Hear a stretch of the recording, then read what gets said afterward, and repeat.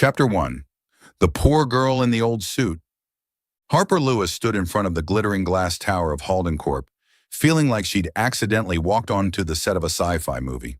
50 floors, each one a reminder that she didn't belong here. The second-hand suit she bought from a charity shop was a bit tight in the shoulders, and her worn-out flats squeaked with every step. But Harper didn't have time for self-doubt. Today was her first day as an intern at the biggest financial firm in the city, and she had one goal: learn, survive, and don't do anything stupid. She pushed open the heavy glass doors and stepped into the marble-floored lobby. The icy blast of air conditioning made her shiver. A group of employees in sleek, expensive suits passed by, glancing at her with a mix of curiosity and disdain. Harper forced a smile, but a blonde woman in a tight-fitting dress whispered to a colleague, "Who let her in here? She looks like she just walked out of a thrift store." Harper gripped her thin folder tighter and told herself, "You don't need them to like you. You just need to do well."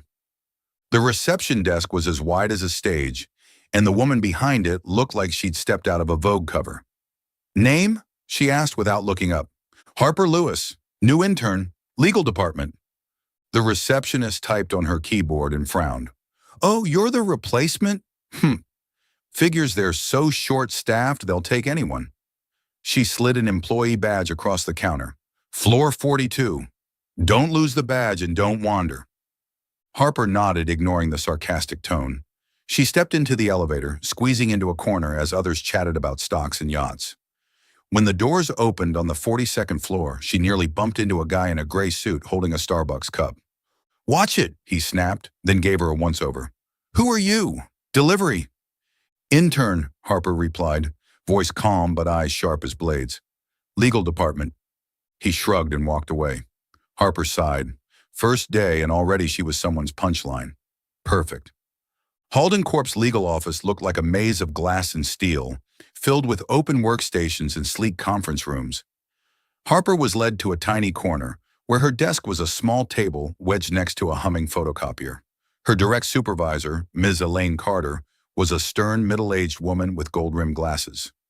"Ms. Lewis," she said, not looking away from her screen, "I don't have time to train you. Your job is to read documents, take notes, and do what you're told. Understood?" "Understood, ma'am," Harper replied, trying to hide her excitement.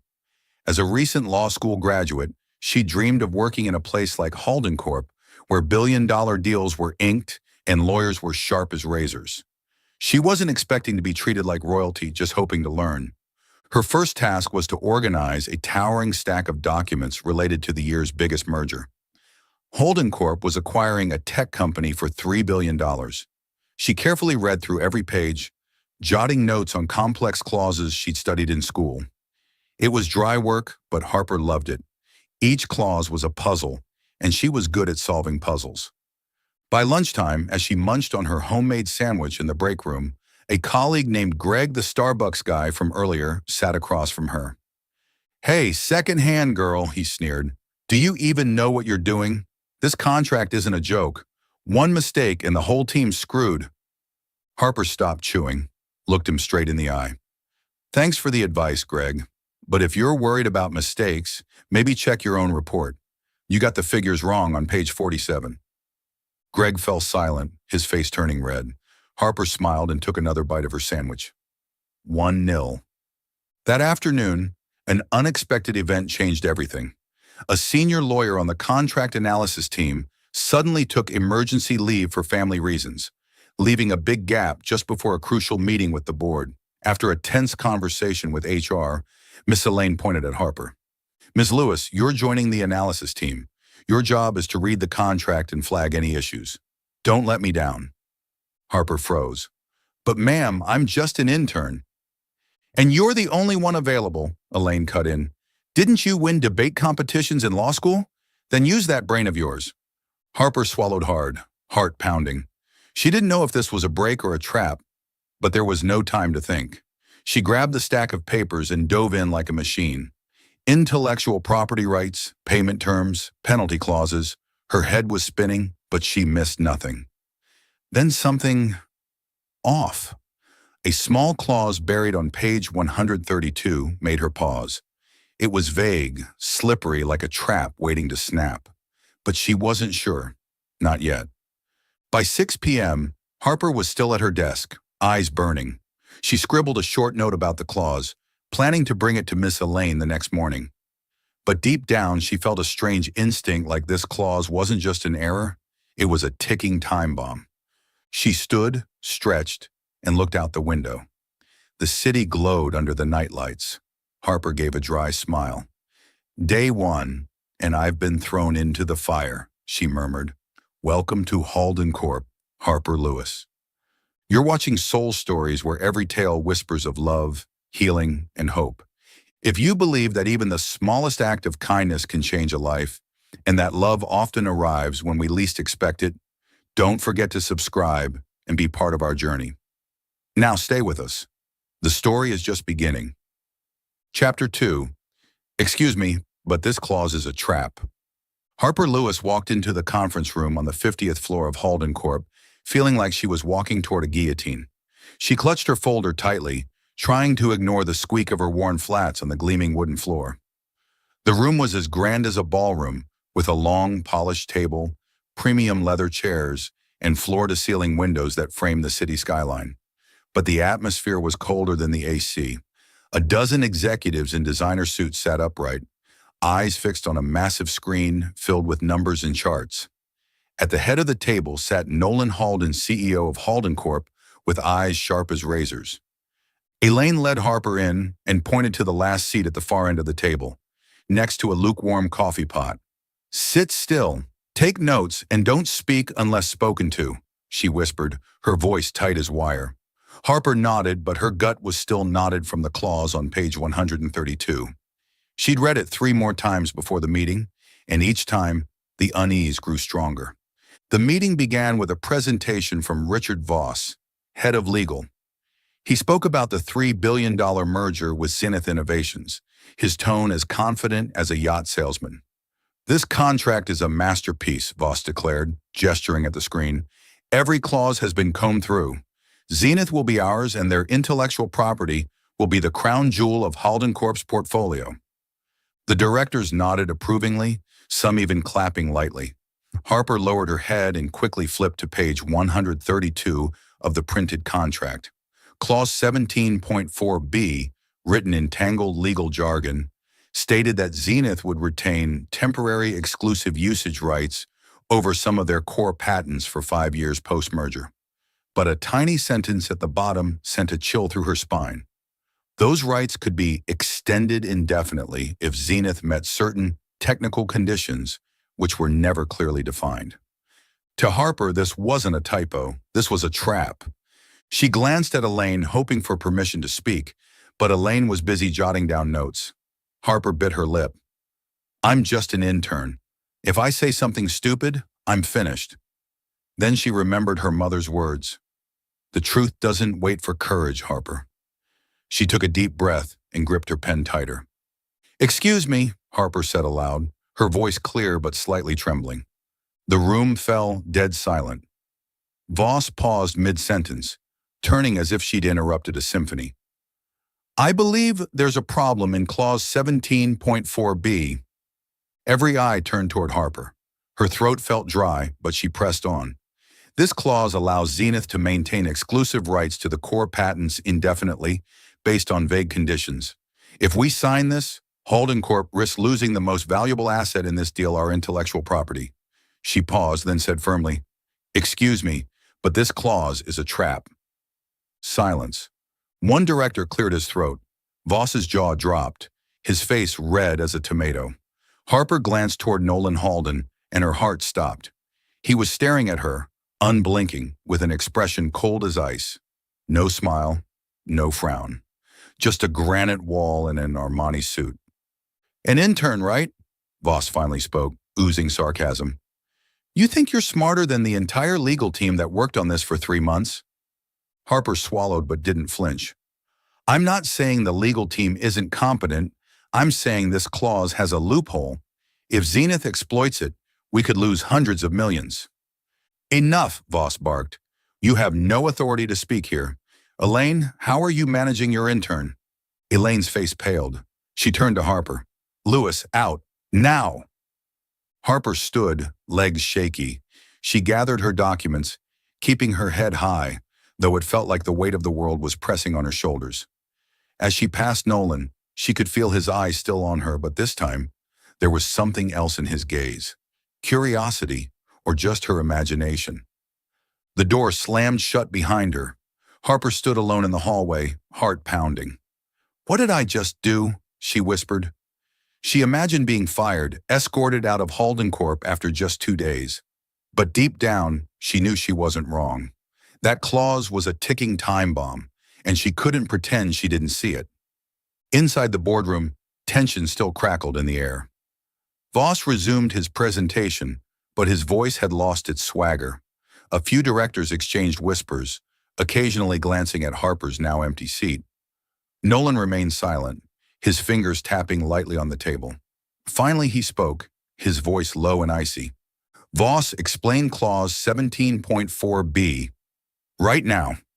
Voss stammered, flipping pages. "Sir, it's just a technical detail. Nothing to worry about." "Nothing to worry about?" Nolan cut in, voice sharp as a blade. "An intern just claimed we could lose intellectual property rights. Is she wrong, or did your legal team miss something?" The room froze again.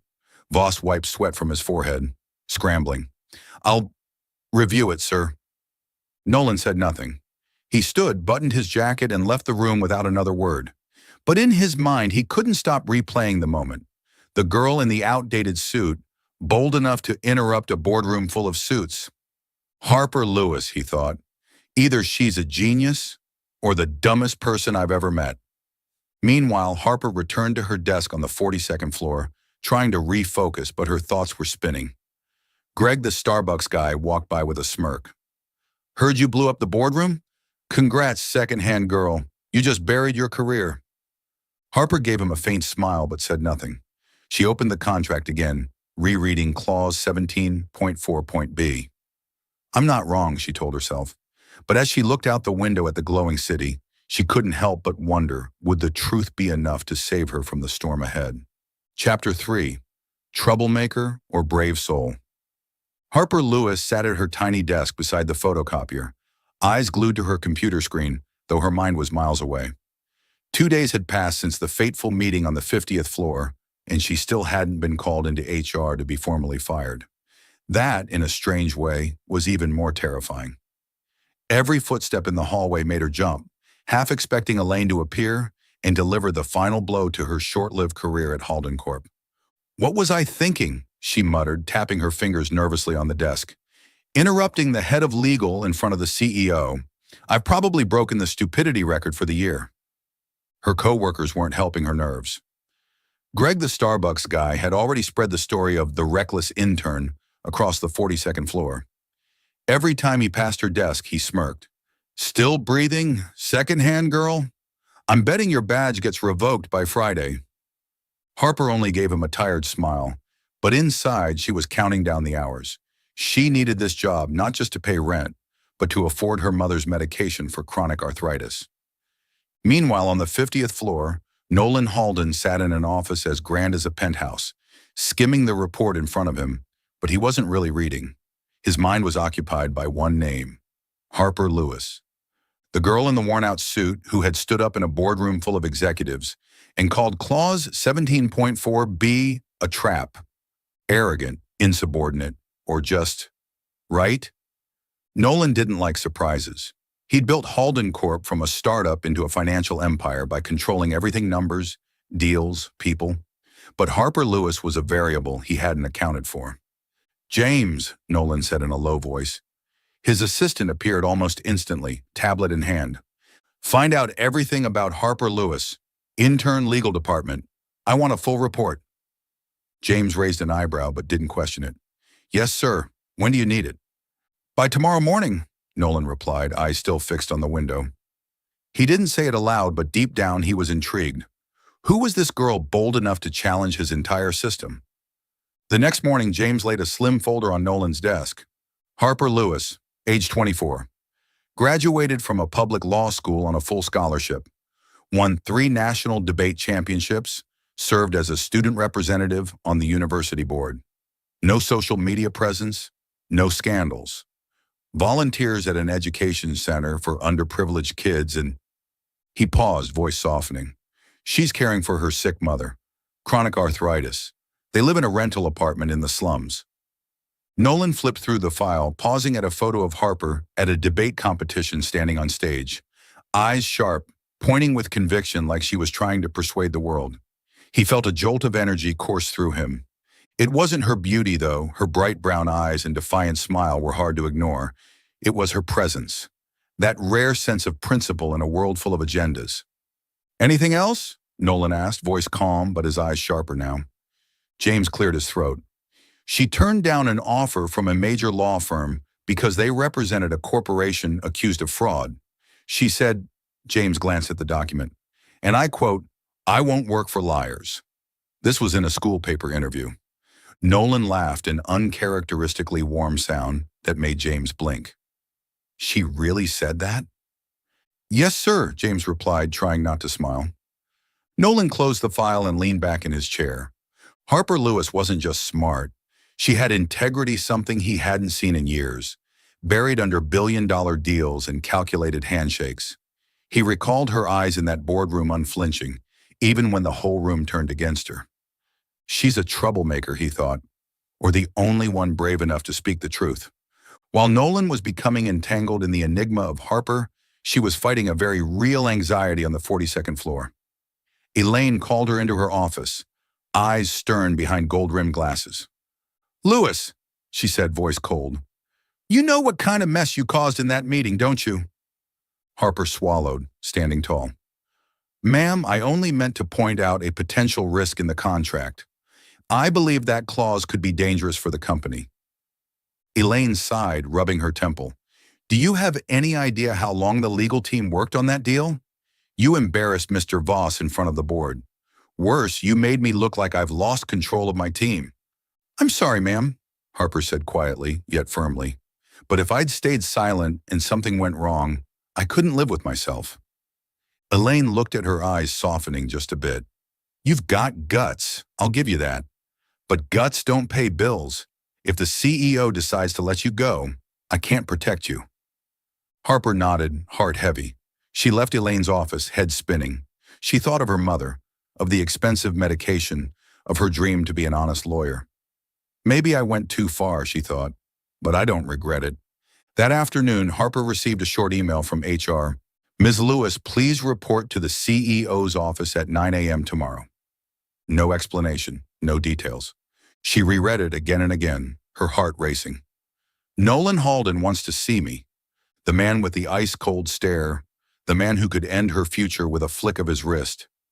She sat down at her desk, staring out the window. The city still glittered, but this time, the lights didn't bring hope. "Welcome to your last day, Harper Lewis," she murmured, forcing a weak smile. But inside, a spark still flickered. If this was her last stand at Halden Corp, she wouldn't bow her head.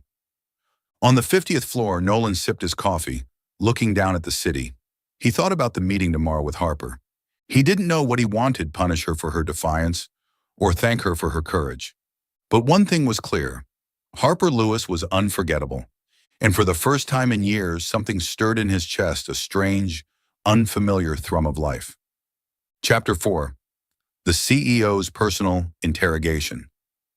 Harper Lewis stood before the gleaming wooden door to Nolan Halden's office, her heart pounding like it wanted to escape her chest. She'd mentally prepared for every possible scenario: being fired, being berated, or worse, being sued for unparalleled arrogance. Her second-hand suit was still tight in the shoulders, and she debated whether to apologize up front or just silently accept her fate. But when she knocked and heard his cold, commanding voice, "Come in," she knew there was no turning back. Nolan's office was the size of a small soccer field, with floor-to-ceiling windows overlooking the glittering city. He sat behind a massive wooden desk, black suit perfectly tailored, eyes sharp as blades. In front of him sat a cup of black coffee and a file Harper recognized instantly, her background file. Great, she thought. He's investigated me. This isn't a conversation, it's a sentencing. "Sit," Nolan ordered, pointing to the leather chair across from him. Harper sat, keeping her spine straight, even though she wanted to curl up. She glanced around, no assistant, no HR rep, just her and the most powerful CEO in the city. Ms. Lewis, Nolan began, his voice calm but heavy like an oncoming storm. Do you make a habit of interrupting heads of legal during key meetings? Or was that just a spontaneous hobby? Harper swallowed hard, but her gaze didn't waver. Sir, I didn't interrupt for fun. I did it because Clause 17.4b could cost Halden Corp its intellectual property. I assumed you'd prefer truth over a room full of nodding heads. Nolan raised an eyebrow, a subtle move that felt like she'd just taken a misstep on a chessboard. Truth? He echoed, voice tinged with sarcasm. You, an intern with less than 3 days of experience, believe you know more than a legal team that worked on this for 3 months? Harper clenched her fists under the table, but smiled a polite, slightly defiant smile. Sir, I'm not saying the legal team is incompetent. I'm saying they missed a trap, and if I saw it and stayed silent, I wouldn't deserve to be in that room. Nolan tilted his head, something flickering in his gaze. Curiosity or annoyance. You're very confident, he said, or very foolish. You do realize embarrassing Mr. Voss in front of the board has consequences? I could fire you right now. Then why haven't you? Harper blurted and instantly regretted it. God, Harper, did you just say that out loud? Silence. Nolan stared at her, unblinking, as if analyzing a flawed contract. Then suddenly he laughed, a low, short sound that stunned Harper. She hadn't imagined Nolan Halden could laugh. For a moment he looked almost human. You've got guts, Lewis, he said, the smile vanishing as quickly as it appeared. But guts won't save you if you're wrong. Explain. Clause 17.4b. If you can't convince me, you'll be out of Halden Corp before noon. Harper took a deep breath, the old feeling of standing on a debate stage washing over her. She opened her folder and flipped to page 132. This clause grants Zenith exclusive rights to core patents for 5 years, but there's a line that allows it to be extended indefinitely based on undefined technical conditions. If Zenith exploits that, they could hold on to the patents forever. Halden Corp would lose the most valuable asset of the merger. Nolan glanced at the page, but his eyes never left her face. You're sure? That's a serious accusation. Absolutely, Harper replied, voice steady. I've reviewed it 4 times. If you'd like, I can write up a detailed analysis.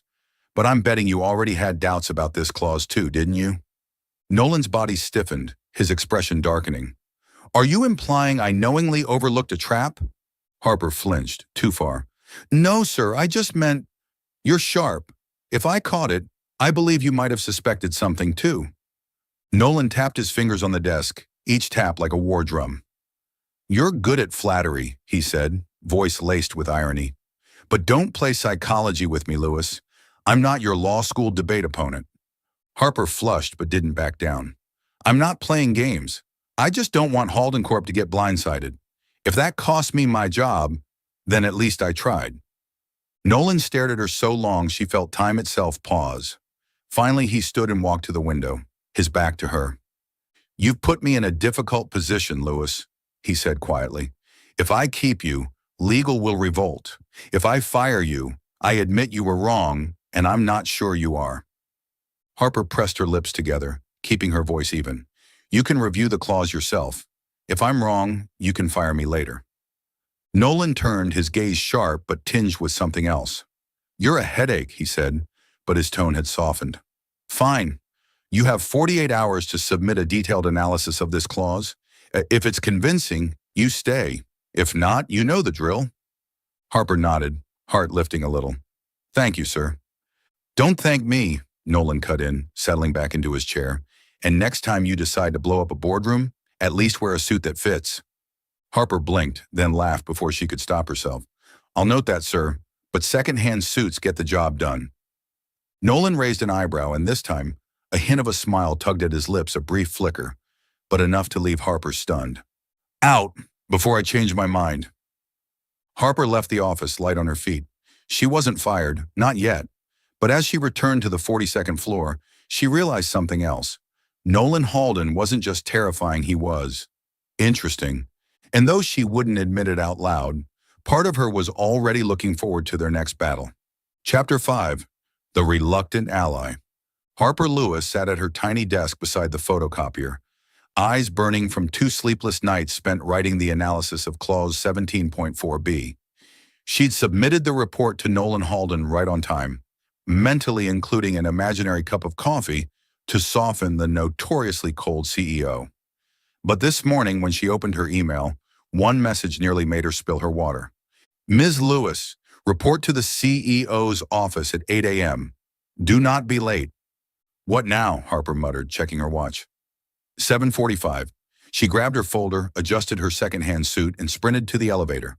Greg, the Starbucks guy, passed by with a smirk. Off to see the big boss again? You really do love digging your own grave.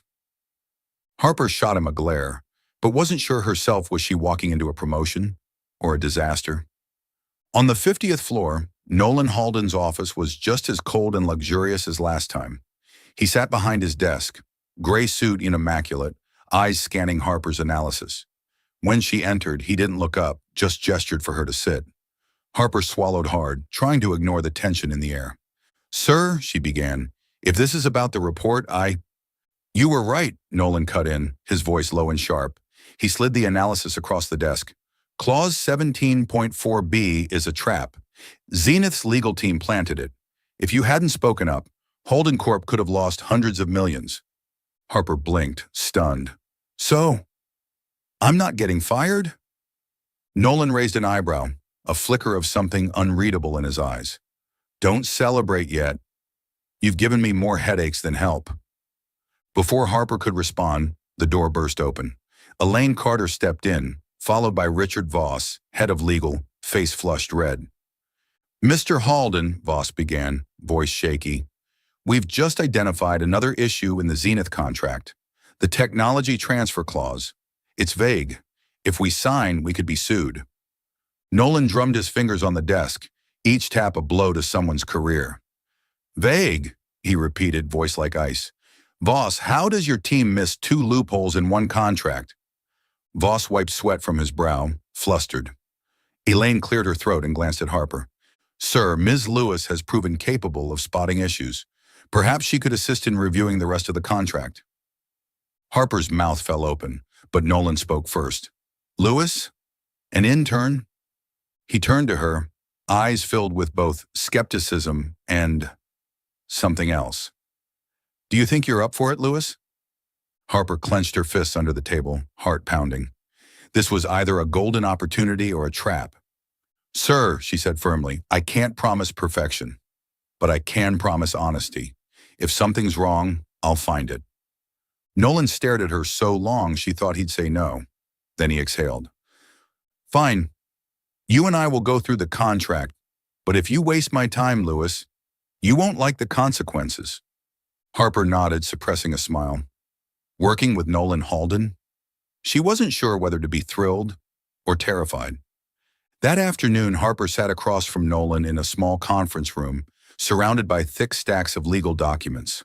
The tension between them was palpable, broken only by the sound of pages turning and the occasional sigh from Nolan. Harper focused on the technology transfer clause, carefully making notes. She spotted a vague phrase, conditional transfer, that Zenith could exploit to delay delivering critical source codes. Take a look, Harper said, sliding the document across the table. This phrase doesn't define the conditions. If Zenith drags it out, we might not get the source codes for years. Nolan skimmed the page, frowning. You sure? That might just be standard phrasing. Harper smiled, polite but firm. Sir, in law, there's no such thing as standard. Every word is a weapon, and this one's a loaded gun.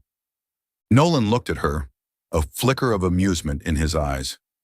You're a handful, Lewis, he said, but his tone had softened. All right, draft a revision. I want this phrasing crystal clear. Harper nodded and dove into work. They stayed late, volleying ideas at a rapid pace.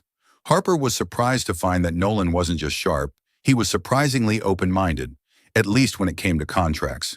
He asked incisive questions but listened carefully when she explained. At times, she caught him looking at her longer than necessary, his gaze no longer cold but searching. You know, Harper said during a rare lull. You'd make a decent lawyer. You interrogate better than most of my professors. Nolan raised an eyebrow, lips twitching. Was that a compliment or an insult, Lewis? A little of both, she replied, winking before she could stop herself. She blushed, but Nolan simply chuckled a low sound that made her heart skip. At 10 p.m., they finalized the contract revision. Nolan read it over and nodded. Good, he said. You don't just talk big, Lewis. You have real skill. Harper smiled but shook her head. It's not about skill, sir. I just don't want anyone to get tricked. Not Halden Corp, not anyone. Nolan looked at her, his gaze softening. Honesty, he said quietly. That's rarer than talent around here. Harper didn't respond, but a warmth bloomed in her chest. As she packed up her materials, Nolan suddenly asked, Have you ever considered working here long-term? Harper froze, turning back. Sir, I'm just trying to survive the week. Nolan laughed for the third time that day, a personal record. You'll survive, Lewis, but don't get cocky. We've got plenty more contracts to review. Harper walked out of the room, head spinning. She hadn't just kept her job, she'd made Nolan Halden laugh. But as she stepped into the elevator, a more alarming realization hit her.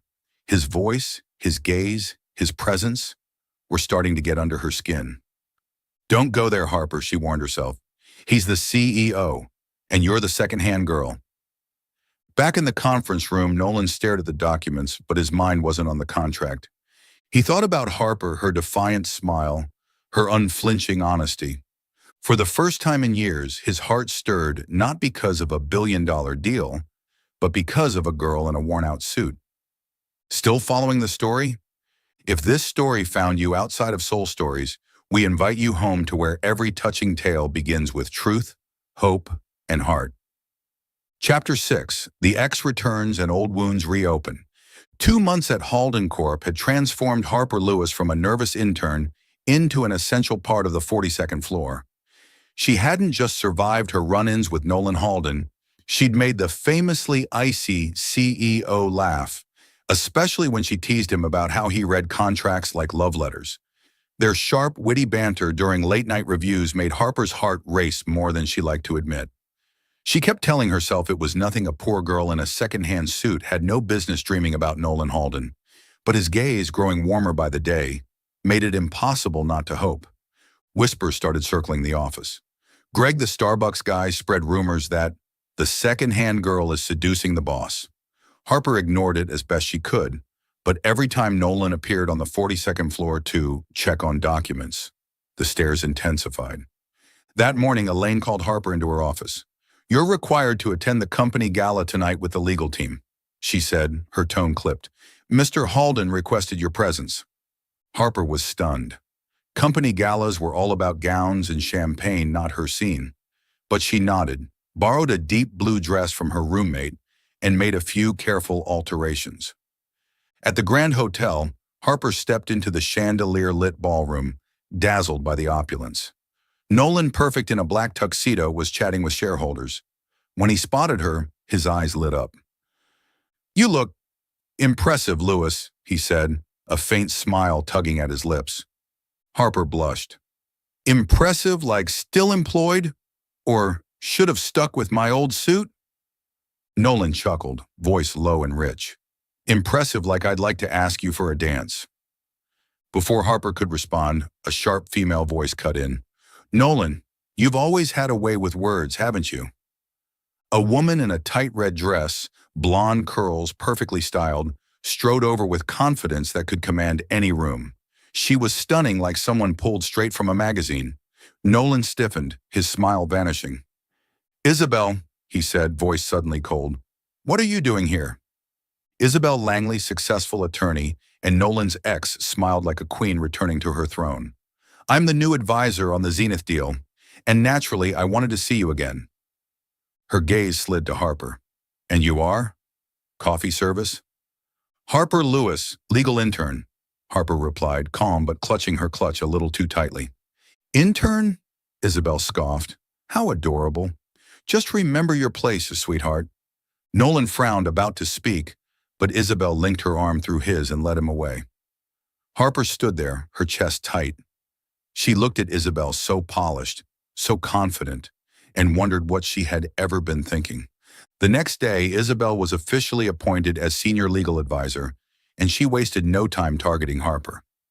During a meeting, she dumped a stack of documents on Harper's desk. "You're the rising star, right? Let's see how long you shine. I need this reviewed in 24 hours."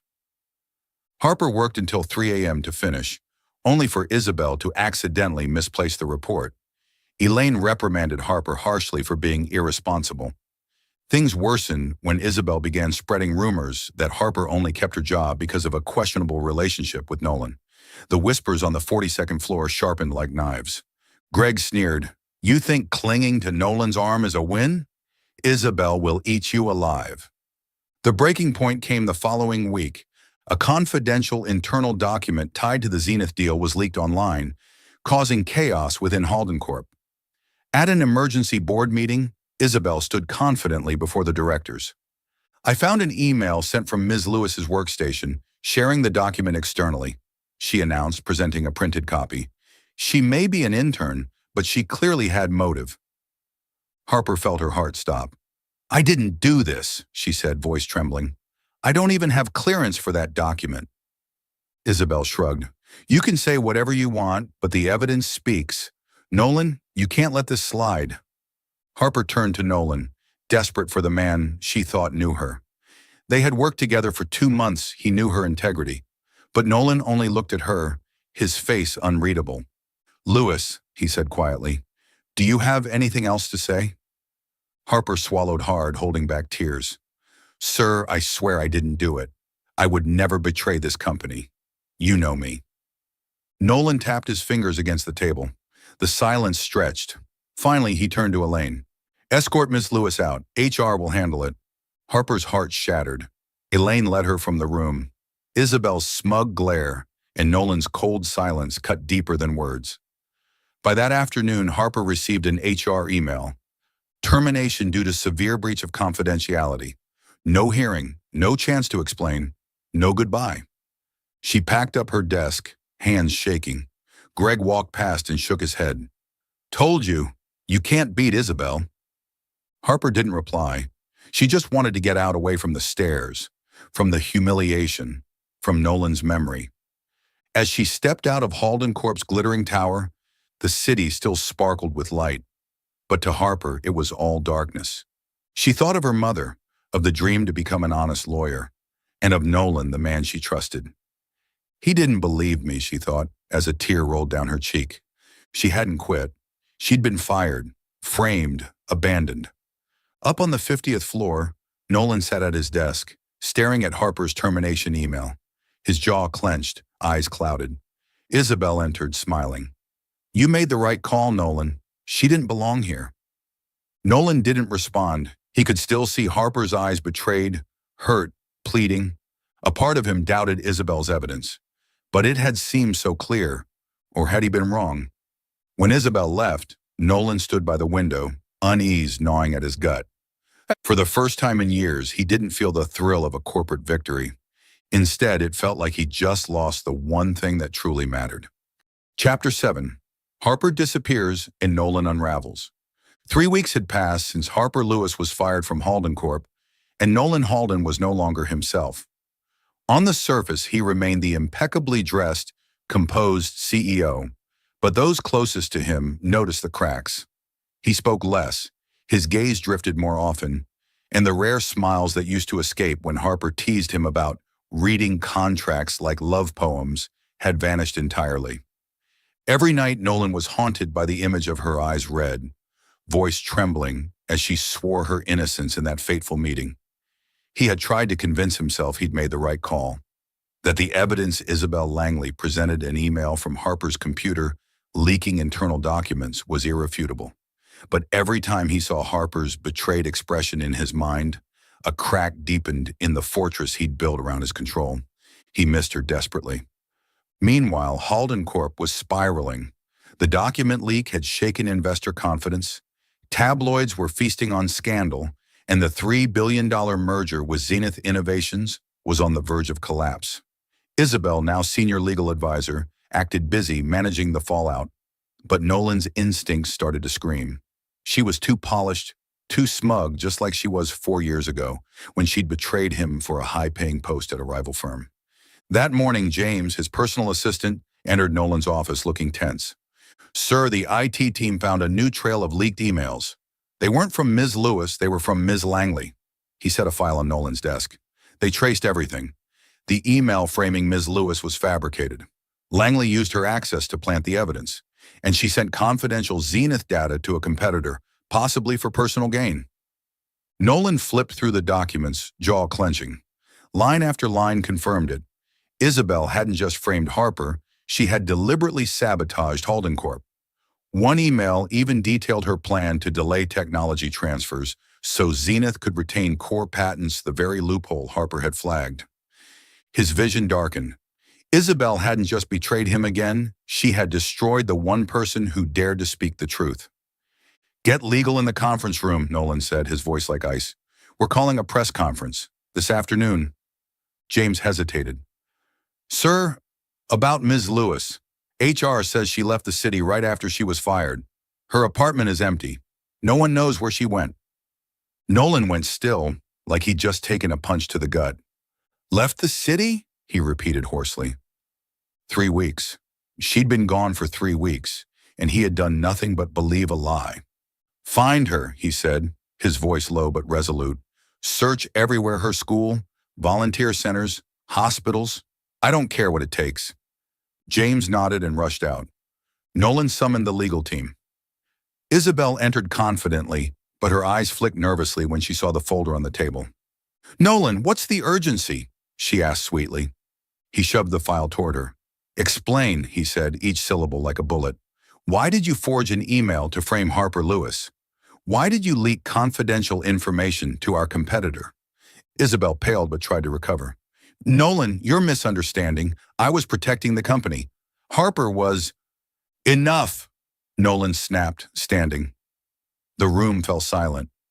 "You betrayed me 4 years ago, Isabel. I forgave you. But this," he pointed at the file, "you didn't just damage Halden Corp. You destroyed an innocent person. Harper Lewis warned us about the trap in that contract, and you repaid her by making her the scapegoat." Isabel opened her mouth, voice trembling. "You don't have solid proof." "The proof is right here," Nolan barked, slamming the file down. "You're finished," he turned to Elaine. "Remove Ms. Langley from all projects. HR will terminate her immediately." Isabel panicked. "Nolan, you can't. I'm the best you've got." "No," he said, his voice sharp as a blade. "The best was the woman you ran off. Get out." As Isabel was escorted out, Nolan's rage gave way to guilt. He'd let Harper take the fall. He'd watched her walk away, devastated and alone. He thought of her defiant smile, the sparkle in her eye when she joked that he was the worst lawyer on earth. His chest ached. He hadn't just made a mistake, he'd failed the one person who made him want to be better. That afternoon, the Halden Corp press room was packed with reporters and flashing cameras. Nolan stood at the podium, eyes blazing. "Halden Corp is officially withdrawing from the merger with Zenith Innovations," he announced. "We've discovered acts of fraud both from our partner and from someone within our own ranks. We will pursue legal action and overhaul internal procedures to ensure justice." A reporter raised a hand. "Mr. Halden, who leaked the documents?" Nolan gripped the microphone. "A senior advisor framed Harper Lewis, an employee who tried to warn us. She was treated unfairly, and I—" He paused, his voice tightening. "I failed to believe her, and for that, I apologize." Gasps and murmurs rippled through the room. Nolan Halden apologizing? It was unprecedented.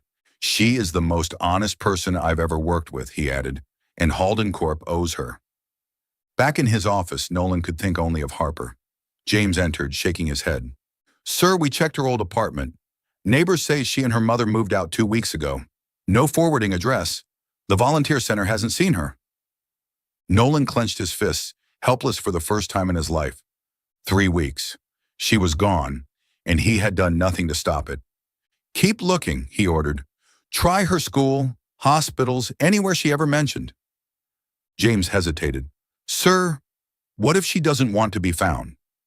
Nolan turned, eyes burning. "Then I'll find her anyway. I owe her the truth, and more." That night, Nolan sat alone, staring at the city lights.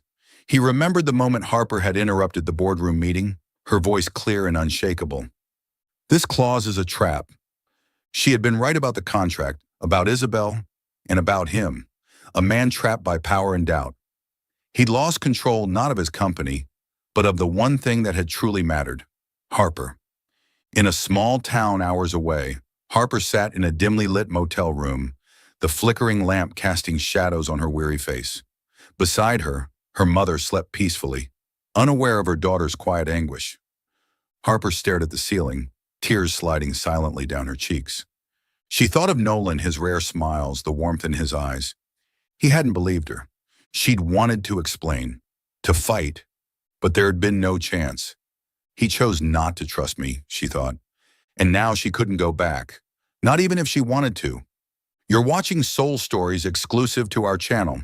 If you're still with us, drop a comment. We read and cherish them all. Subscribe to support more heartfelt, original stories. Thanks for being part of the Soul Stories family. Chapter 8, Searching Where No One Thought to Look. For 3 weeks after her dismissal from Halden Corp, Harper Lewis lived with a quiet fire smoldering in her chest. As a young lawyer, she had spent years forging a career. Grounded in integrity, she once declined a lucrative offer from a top law firm because they represented a corporation accused of environmental fraud. And yet, at Halden Corp, she had been branded a thief, a traitor. Not just fired, but defamed. Each night, she lay on a narrow mattress in a cramped room in a small town far from the city, listening to her mother's steady breathing beside her, and wondered, why is the truth so fragile? Isabel Langley's counterfeit smile and forged evidence had reduced her to a villain. But worse than the false accusations was the betrayal by Nolan Halden, the man she once trusted, the man who once made her heart race. He had turned away, eyes cold, judgment final. The pain wasn't just losing a job, it was being abandoned by the very system she had vowed to uphold. Still, Harper didn't break. She found solace teaching children at a local community center, offering her heart where she could, and told herself, if I can't be a lawyer anymore, I'll still be honest. I'll still be me. Meanwhile, Nolan Halden had become a man haunted. He was used to control deals, mergers, power. But Harper, the second-hand girl with a fire in her eyes and truth on her tongue, had broken every rule in his meticulously ordered world. And he had broken her. He had believed Isabel. He had sent Harper away. And now, every day without her was a reminder of the gravest mistake of his life.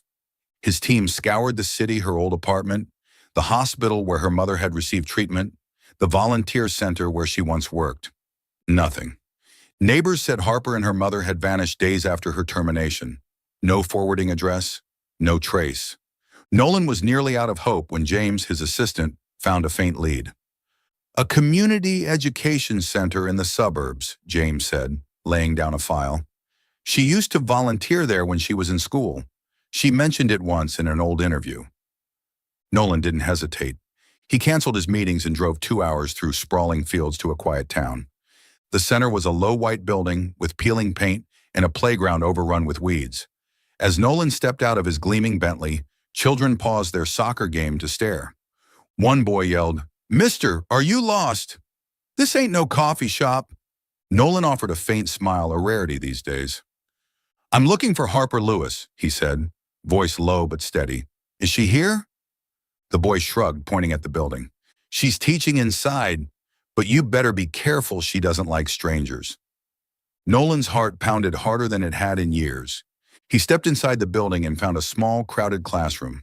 Harper stood before a whiteboard, dressed simply in a button-up shirt and jeans, her hair tied up. She was explaining a math problem, voice warm and patient. "If you divide 12 apples evenly among 4 people," she said with a smile, "how many apples does each person get?" A little girl raised her hand, and Harper's grin widened. It stopped Nolan cold. She was still Harper brilliant, compassionate, but there was a quiet sadness in her eyes now. And he had put it there. Then she looked up, and their eyes locked. Harper froze. The piece of chalk slipped from her fingers and hit the floor. The children turned, curious. "Miss Harper, who's that?" a boy asked. Harper's voice was tight. "Do your worksheets. I'll be right back." She walked outside, Nolan trailing her to the hallway. Arms crossed, eyes steely, she faced him. "Mr. Halden, what are you doing here?" Nolan drew in a deep breath, steadying himself. "I need to talk to you about what happened." "There's nothing to say," she cut him off. Her voice trembled. "I was framed. I was fired. And you didn't believe me. I've started over. Please leave me alone." Nolan clenched his fists, pain washing over him. "Harper, I was wrong. Isabel faked the evidence. She leaked the documents and blamed you. I've fired her, canceled the Zenith deal. I held a press conference. I told the world the truth. I apologized." Harper blinked, tears rising, but she turned her head. "You apologized in the press. Good for you. But it doesn't erase 3 weeks of shame. It doesn't erase the way you looked at me like I was a liar." Nolan stepped closer, his voice low and raw. "I know. I let you suffer. I lost someone irreplaceable. When you left, the company lost its best mind and I—" He met her eyes. "I lost my heart." Harper's breath hitched. Tears spilled down her cheeks before she could stop them. She wanted to hate him. She wanted to push him away. But those words shattered something inside her. "You don't get to say that," she whispered. "You're Nolan Halden. I'm just the second-hand girl. We don't belong in the same world." Nolan shook his head, his expression stripped of all pretense. "You're wrong. You're the only person who ever made me feel real. You made me laugh. You made me question everything I thought I knew. I don't want a world without you in it." Harper wiped her tears, but she stepped back. "I can't come back, Nolan. Not after everything. I need time." Nolan nodded, though it nearly tore him apart. "I'll wait, as long as it takes. But let me fix what I broke. Halden Corp needs you. I need you." Harper didn't answer. She turned and walked back into the classroom. The children looked up, and one girl asked, "Miss Harper, is that your boyfriend?" Harper laughed softly, though her chest was heavy. "No, sweetheart. Just someone I used to know." Nolan returned to his car but didn't drive away right away. He stared at the rundown building, watching the silhouette of Harper inside teaching, smiling despite everything. He had found her, but he hadn't won her back. Not yet. As he turned the key in the ignition, a fire reignited in his chest. He wasn't giving up. Harper Lewis wasn't just the best person he'd ever worked with. She was the one thing in his world he could never afford to lose again. Inside the classroom, Harper picked up the chalk and tried to focus. But Nolan's words echoed in her mind. "I lost my heart." She didn't want to believe him. She didn't want to hope. But somehow, a small spark had begun to glow again. Maybe, just maybe, she wasn't ready to give up completely. Chapter 9. A new contract, no hidden clauses. A week had passed since the tearful encounter at the Community Education Center, and Harper Lewis still couldn't erase Nolan Halden's words from her mind. "When you left, the company lost its best, and I lost my heart." She tried to stay focused teaching children, caring for her mother in the tiny motel room that had become their temporary home. But every night, the pain from those 3 weeks clawed its way back. She had been framed, fired without a chance to defend herself.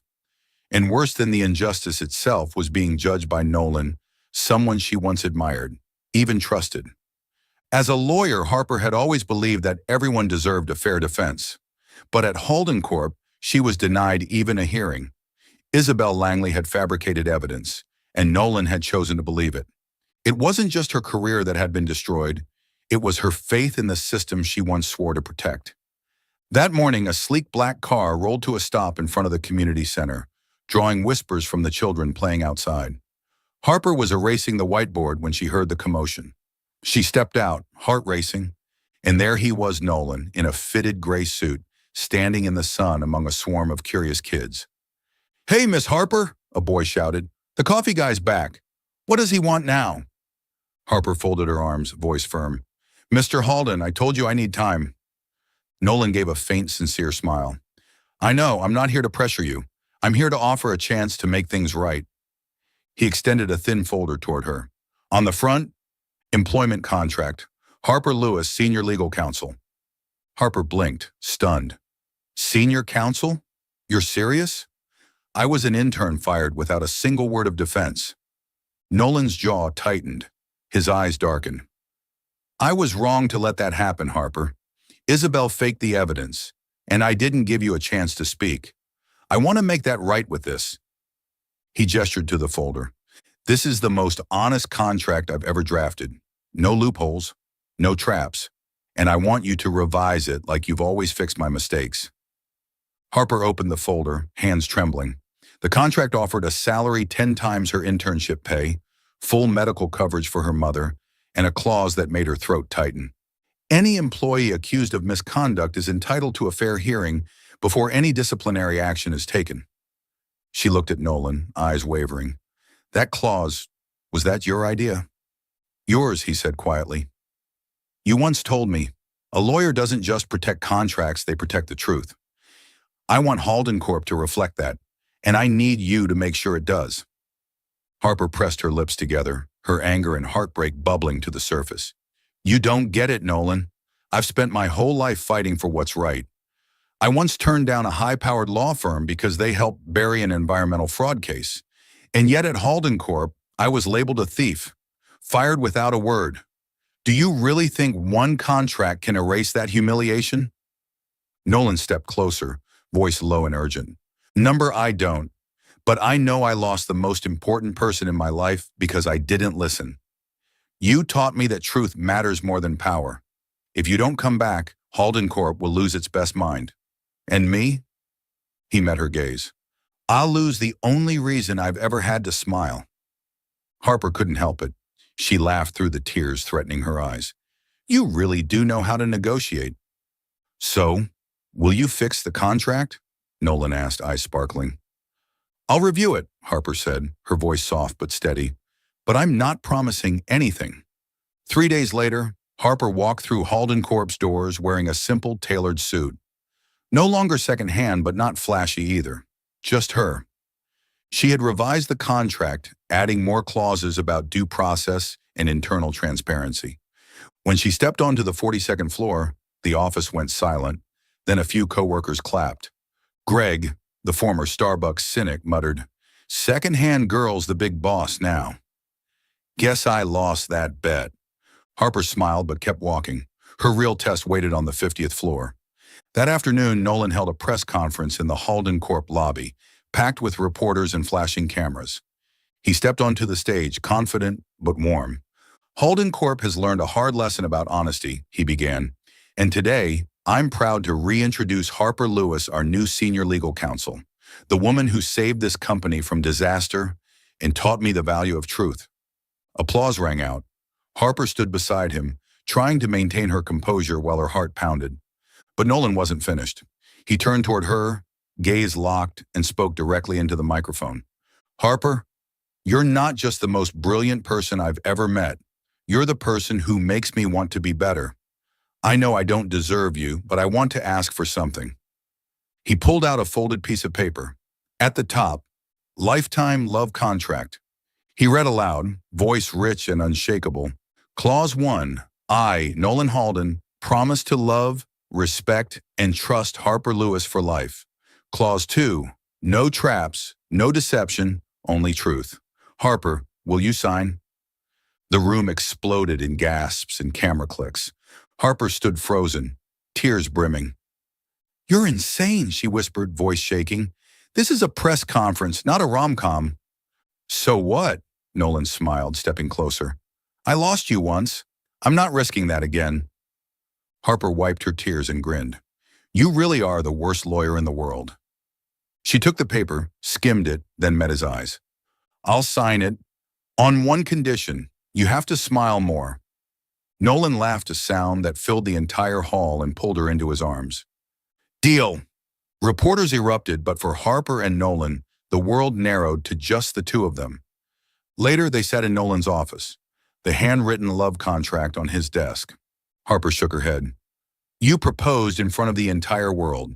Aren't you afraid the shareholders will revolt? Let them, Nolan said, holding her hand. The only thing I'm afraid of is losing you again. Harper squeezed his hand, warmth spreading through her chest. She had returned to Halden Corp not just to work, but to begin something new. A future with no traps, only truth and love. Chapter 10. Love Needs No Clauses. 6 months after the press conference that rocked the city, Harper Lewis and Nolan Halden were no longer the second-hand intern and the icy CEO. They were a couple, an oddly matched pair, as Greg from the 42nd floor liked to say, still reeling from the bet he'd lost about them. Now senior legal counsel at Halden Corp, Harper maintained her habit of combing through every contract with the integrity of someone who believed law could still serve truth. Nolan, while still running his financial empire, had learned something far more difficult than managing billions: how to smile, and more importantly, how to let go of control.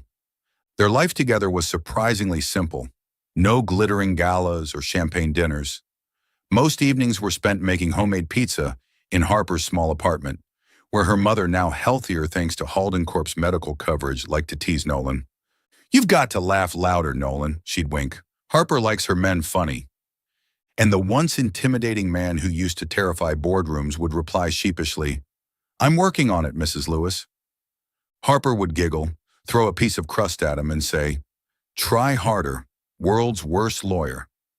Moments like those made Nolan realize he'd changed. He used to think love was like a contract needing clauses, signatures, control. But Harper taught him that love is about trust, about embracing what you can't always define. She still wore simple button-downs to work, still argued with him over clauses in late-night debates, still made him laugh with her sharp wit. "If you sign this without reading," she once joked, "I'll start calling you Greg the Second." He laughed until his ribs hurt. Meanwhile, Harper continued her quiet revolution at Halden Corp. She led a team tasked with revising all contracts, making sure there were no more traps, like Clause 17.4b, the one that nearly ruined her.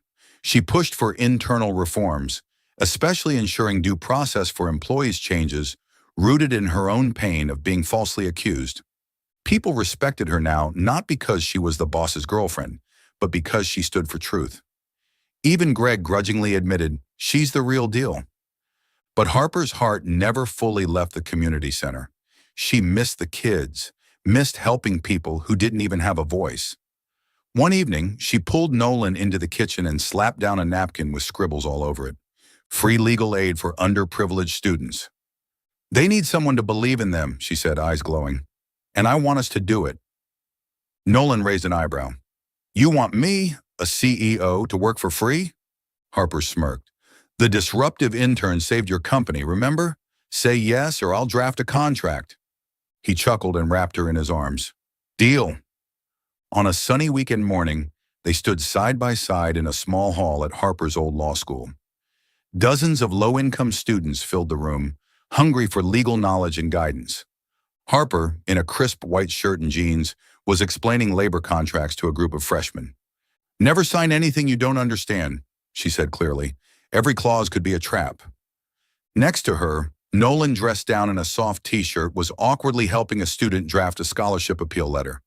"Are you, like, a real lawyer?" the student asked. "You look more like a CEO."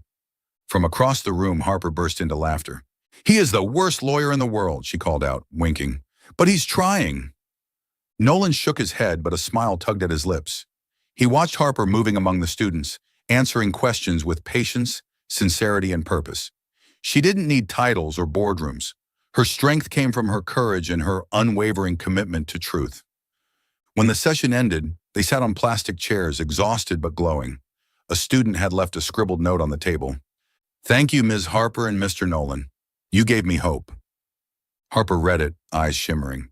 This is why I became a lawyer," she whispered. Nolan took her hand, voice low. "And this is why I love you. You didn't just save my company, Harper. You saved me." Harper tilted her head and teased, "Saved you? I just said, this clause is a trap. You did the rest." Nolan laughed, pulling her close. "My favorite troublemaker." They sat there as golden afternoon light spilled through the window, framing a moment that was quiet, imperfect, and real. Harper didn't need Nolan to be a CEO, and Nolan didn't need Harper to be anyone but who she was: a woman brave enough to face the truth and bold enough to love without conditions. Their life had no traps, only laughter. only truth, and a love built not on clauses, but on choice.